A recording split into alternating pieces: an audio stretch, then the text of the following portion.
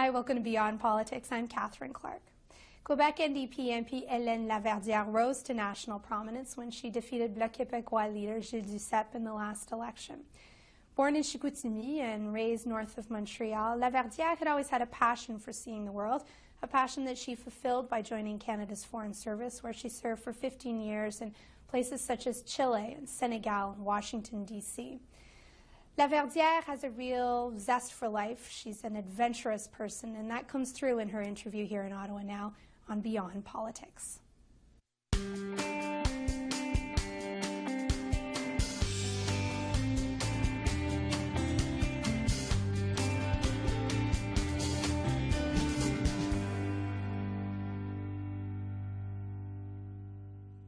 Helene Laverdière, welcome to Beyond Politics. It's great to have you here.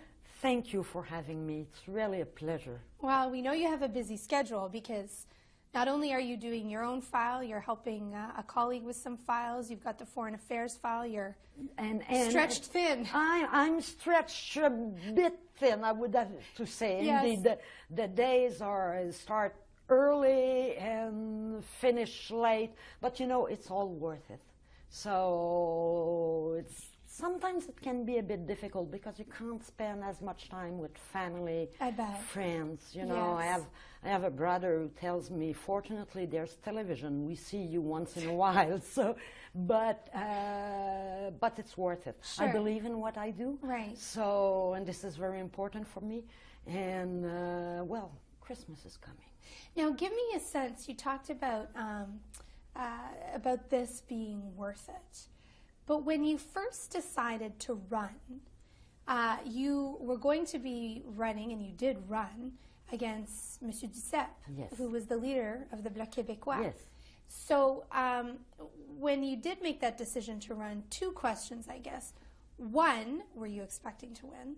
And two, did your family and friends say, Hélène, what are you thinking? What are you thinking? First, let me be quite honest. Yeah. When I decided to run, I was not really expecting to win. But I wanted to do it, or rather, I have to be honest, I accepted to do it because I thought I could help make the NDP and what it stands for, its principles, its values, its policies, better known in my neighborhood, in the riding where I live. And I've always believed, I've been an NDPer, even if at some times in my life I couldn't say so, right, because I had an obligation to stay put, yes, I'd say. Be nonpartisan. Exactly. Yes. But from the bottom of my heart, I've always been an NDPer. I was an NDPer when I was in my early 20s, and when I tell my friends at that time in Quebec province that I voted for the NDP, they always looked at me like if I were coming from another planet. And and maybe I should start a bit earlier and tell you about how I became a candidate. Yeah, sure, please do. So, in fact, at some point, I went to see the NDP and offer my services as a volunteer. Oh, okay. And, you know, with my PhD, with my experience as a diplomat, yes, with my language capabilities, I thought I'll bring them my CV because, you know, of course, I could put stuff in envelopes, but I can also do... Yeah, yes, I will make phone calls, no, it's no issue. Course. But I could also do some research, some translation, things like that. So I brought them my CV, and I said, look, I'd like to volunteer, you know. So they called, and they said, boy, have we got a job for you. Yeah, exactly. They called me on the same day, saying, yes, don't you want to run as a candidate? So I started laughing. I said, no, no, no, that's not the idea. I just want to be a volunteer. But they didn't give up, and they talked to me again for a couple of months. They pressured. Yeah. You know, they asked me again and again, and a bit insisting, saying, you know, we think you'd be a good candidate.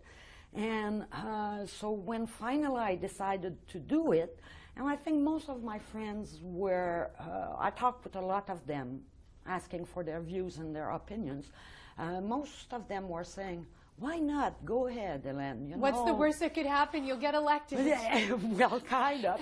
And my husband, who's always been my greatest supporter, as I like to call him, is the wind under my wings, said, well, go ahead, it will be interesting, and you know, you'll feel you're doing something useful. So finally I said, okay, I'm going to run, and I'm going to use this opportunity to make, as I was saying, the NDP better known in my writing to start with, because I do believe that what the NDP has to offer corresponds to the aspirations of Quebecers, and in particular Montreal or people in my neighborhood, people around me. So that's the spirit I had when I started the campaign. But I can tell you, on the ground, you could feel that something was happening. Right from the beginning. Right from the beginning. Right from the beginning, you could feel that something was happening. Now, some people would say that that was exciting. If you've gone into this thinking, well, I'm going to give it a try, was it exciting or was it petrifying? Were you scared? Maybe I'm not scared enough in my life, but it was more exciting. Okay. And it was I was meeting loads of people, having discussions, and it was very exciting. And we could see this growing movement, and then Jack came a couple of times in the riding and all that. No, there was this kind of movement, in French I'd say bouillonnement, was very, very exciting. And then we got to the night of the election. I have to confess, the day of the election, I thought it was very, very close. Anything could happen. Finally, I won by 5,000 votes, which I was not expecting that. Pretty good margin. It's a pretty good margin given the circumstances. Yes. And then I was taken into a kind of cyclone or vortex of media interest, everything, and having to learn all kinds of things, having to come here to Ottawa and you know, learn about my job, learn about how Parliament worked. Fortunately, I had, let's say, some background. Sure, absolutely. But still, there was a lot of things to learn, and then set up offices, hire staff. So I can tell you that the first few months were rather crazy. Yeah, a blur. I think that's the word. Yeah, exactly. A blur. Thank God it was summer after that, because and you know, we did a filibuster, then the summer came, and I was spending part of my time in Montreal, had to come to Ottawa rather regularly, and then Jack fell sick. Yes. And died, which was, I'm still, I don't think there are people like that leave you. Yes. And you'll never really get over it. Yeah. I don't think I'll ever get completely over Jack's death. Especially so soon in your own cycle of learning and becoming an MP. And for so many of you, he seemed to be such an integral part of why you decided to run, and the values that he was able to espouse to Canadians about the NDP that you also had always believed in. Yeah, and you know, he was, what you see is what you get. The person you would see in the media or in political meetings or things like that, he was that same warm, honest, sincere, with very strong values person on a one-to-one basis in regular life. Let's talk about how this interest in being an activist, being involved in your community came about. Was it something that you learned from your parents? Was it something that you just were born with? How did it happen? I presume it's difficult to divide, you know, to say. I think to some extent it's always been a bit a part of my personality. Right. But it also comes from the family, you know. None of my family were involved in politics heavily. But, you know, my father was a school representative and did a bit of local politics for the election of the mayor. My mother was also rather socially active, so I think it was part of the family to keep an interest on what, you know, I remember watching elections when I was 4 or 5 years old, you know, among my first memories, watching elections. So I have those too. Yeah, okay.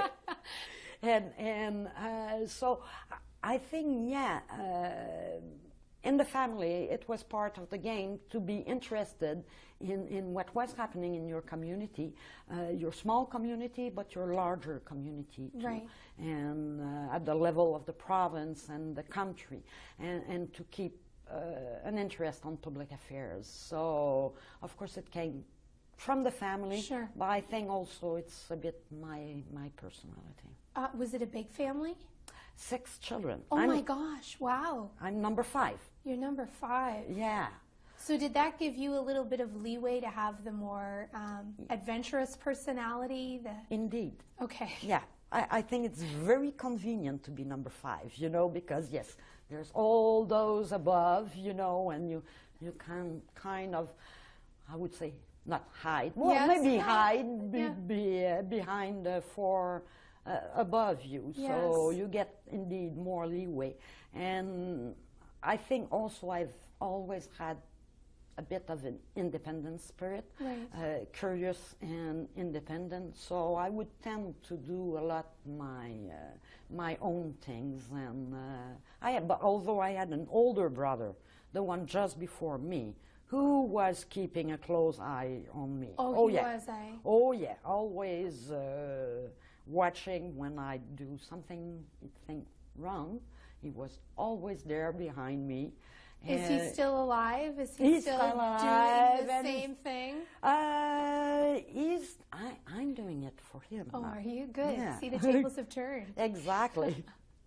So, is it true that you were the biggest baby born in Chicoutimi in 1955? At that time when I was born, yes, I was the biggest baby of the hospital. Mom. Oh, but you know... She would have been used to having babies at that point, I suppose, but I don't think it gets... But, you know, the smallest baby in the family was one of my older sister at 8.5 pounds. Okay, so she was small. So those are sizable. We were sizable. So I was very fat, very big, with long black hair. Wow. Yeah, and seemingly particularly ugly. So my father's boss told him when he saw me first, he said, "Don't worry, you know, it will pass. It will pass. It will get okay." And then all my hair fell, and then I was blonde. Wow, were you really? Really, really, really, really. That's so interesting. Yeah. Huh. And at teenage, I had kind of reddish hair, then became brown, black, and now, as you can see, so I think I've got... You got all the bases covered. Oh, exactly. So you're an adventurous child. You are able to, I don't want to say get away with things, but to have a bit more freedom because of your placement as number 5. Did you have a sense as a kid of what you wanted to be when you grew up? I had a sense very early on. Well, I'd say when I was 5 or 6, I wanted to become a nun. But really? Yeah, well, but you know, in Quebec province in those days, every little girl first wanted to be a nun. And so I first wanted to be a nun, then I wanted to be an accountant, a nun. An accountant nun? Yeah, and then I wanted to be a journalist nun. Okay. Those are all things that would have been very warmly welcomed in Rome. A woman accountant nun and a woman journalist nun. Yeah, exactly. Yes. And then I think I decided to drop the nun part? The nun part, yeah, exactly. And I'd say very early on, and that's funny because, you know, I believe that adulthood is meant in good part to fulfill childhood's dream. Huh. And very early on, I decided what I wanted to do and stick to that decision from the age of 7, I'd say, up to the age of 17. And yet, I've never done it. What was it? I wanted to become a writer. Aha. Interesting. So... Are you good at it? Are you able to write? Do you know? I think it's the thing I do best. Really? Yeah. And so someday. Absolutely. Someday. So you have a future career already laid I out. yeah, exactly. Is it true that you went to Mexico as a young Oh, person? yeah. I left school, I was 17. Okay. Had you finished school? You finished? No. Okay. In fact, I had, no, I was far from having finished school. Well, not far from. I was in Cégep. I entered Cégep a couple of years younger than the others because I skipped 2 years during my curriculum.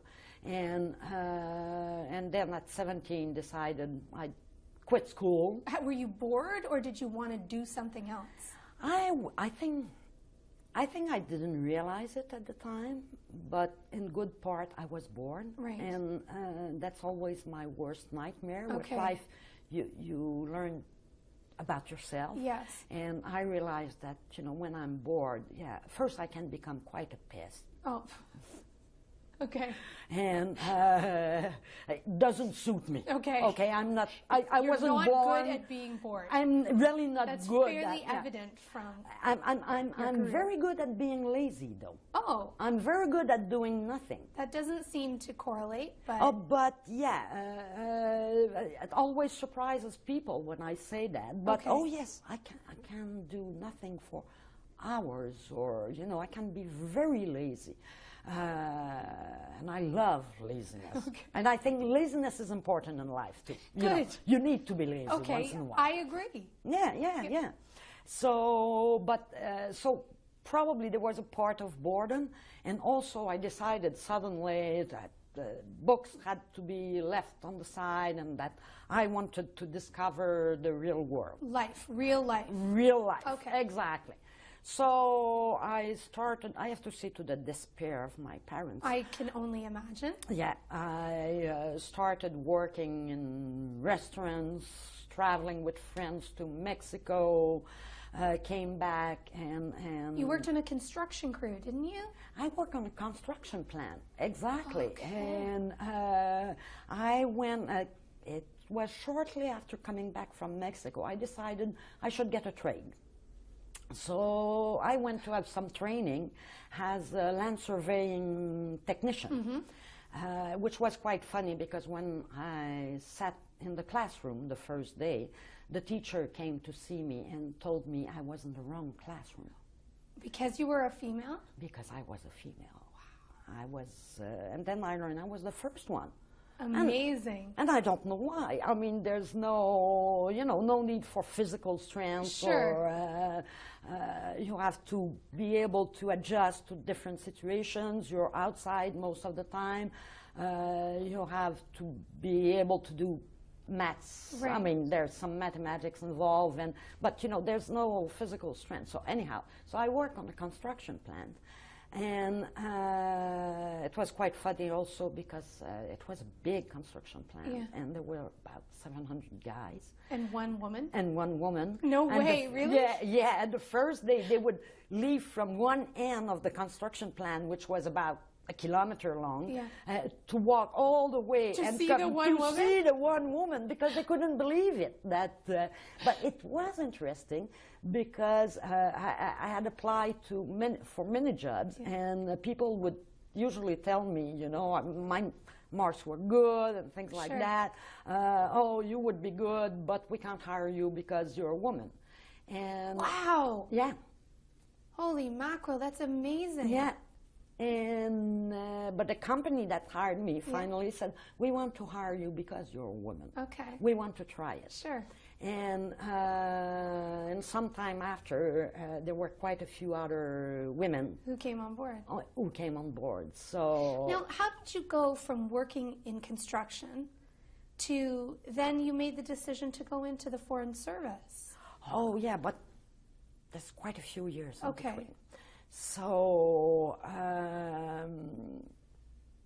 then I met the man who would become my husband. Was he one of the 700 construction men who came to look at you? No, not at all. We met funnily enough, Yes. because we met at some friend's place. Right.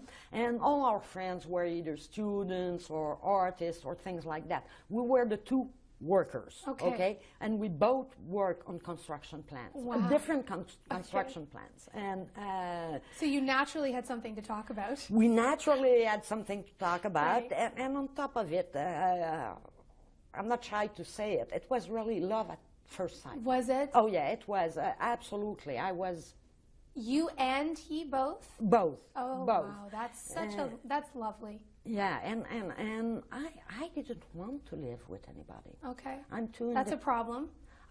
well, before meeting him, you know, Oh, okay. I didn't want to get married. I didn't want to live with anybody. I was feeling self-sufficient and, you know, and maybe boyfriends, things like that, but, you know, nobody On in your my own house. time On frame. my, yeah, exactly.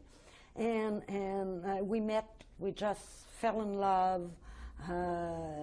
We got married and... Right away? Right away. We had known each other for a few months only. Wow. I was 20, he had just turned 22. Oh my goodness, you were young. Yeah, yeah. Wow. I can't believe it still. Yeah, I'm I looking bet. at that and I think, oh my gosh, How long have we've you been been together? lucky. Yeah, you have been lucky. Yeah, so I'm now 57, so we've been 37 years together.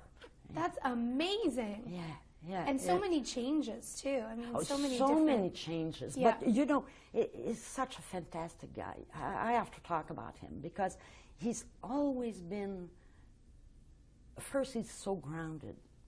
He's so mature. It's not always the case with 22-year-old men.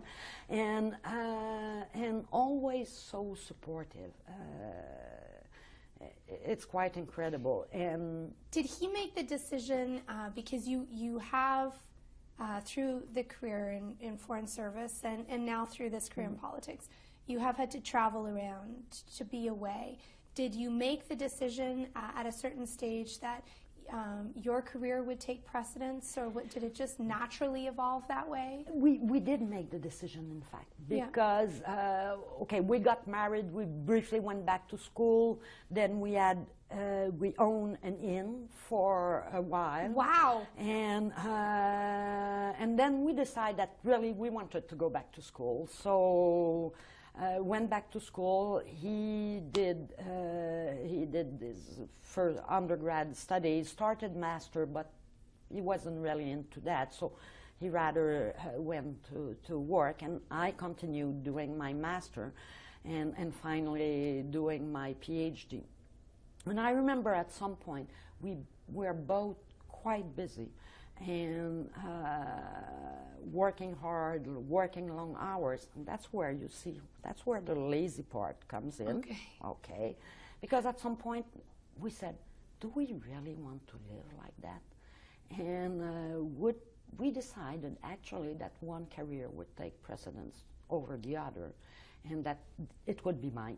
And so he likes to call himself the ground crew. Okay. He says, I'm the ground crew. He takes control of He all takes the... control, Yeah. he does everything. Makes things work. Yeah, Run on time? Absolutely. Okay. And, but you see, he's been very, very supportive. Even when I went to do my PhD in England, Yeah. always behind me, always telling me, you know, well, if you don't do it, maybe one day you'll hate me because you'll say it's my fault.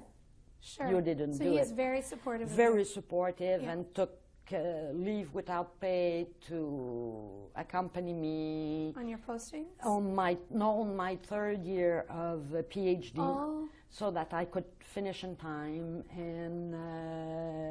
and we were traveling always back and forth from England to Canada Sure. during the first 2 years. So yes, always very supportive. So there's a few years passed by. I guess so. And I came back from my PhD, got my lectureship at Laval University. Is that what you were planning to do, to lecture? Not really. Okay. And in fact, when I did my PhD, at first I wasn't sure. And it was my professors at the university was pushing me, you have to do a PhD. And I said, well, if I do one, I'm not doing it here. I'm doing it in England because they were the best in my field. And so finally they pressed me to ask for a few fellowships, scholarships. I got them. And then I said, okay, look, I have this great opportunity. And I have to say that despite the fact, of course, when my husband wasn't there, we missed each other very much. But otherwise, for the PhD per se, and studying in England, I've enjoyed it so much. I bet. Yeah. So you came home, you didn't have I didn't really have a plan. I wasn't sure I wanted to become a university lecturer. I liked doing research, though, and I liked teaching. I really liked teaching. I had fun teaching. So the first year I was a researcher and giving a few lectures and teaching assistant, not assistant, but giving lectures without having a full lectureship. And then I got my full lectureship. But meanwhile, also doing my PhD in England, my thesis supervisor used to send me, you know, on the continent, everywhere in England, in the US, to give papers. And I got to have discussions with people whose book I used to read. Yes, exactly. Sure. And I suddenly realized that, you know, a young woman from Quebec province could be part of the wider world. And I was fascinated by that. So when I came back, a few months after I came back, I also wrote the Foreign Service exam. Right. And I was, I think, 2 months in the first term as a lecturer. Yes. When the Department of Foreign Affairs called me and to ask me if I would like to join. I have to say, I have to confess, to this day, this has been the most difficult decision I ever had to make. I had an academic career which I think could have been interesting. As I said, I love teaching. And then there was the diplomatic career. In fact, the decision was so difficult, I asked them for 10 days to think about it. And after 10 days, I called DFATE back and I said, I'm sorry, I'm not going to take your offer. And we slept over it because, of course, that kind of decision, you have to make it together with the impact it's going to have on both. But in the end, you decided to do it. We slept over the decision for one night, and the next morning I went back to the office. And I called back DFATE and I said, can I change my mind? So they laughed and they said, yes, of course, come on board. Yeah. We obviously need to have a half an hour more of an interview because our time is up. Oh my God. But I talk too much. No, it's such a wonderful conversation, and I truly appreciate you taking the time to be here today and to share the story of how you got here now as a member of Parliament. Thank you very much. Thank you to you.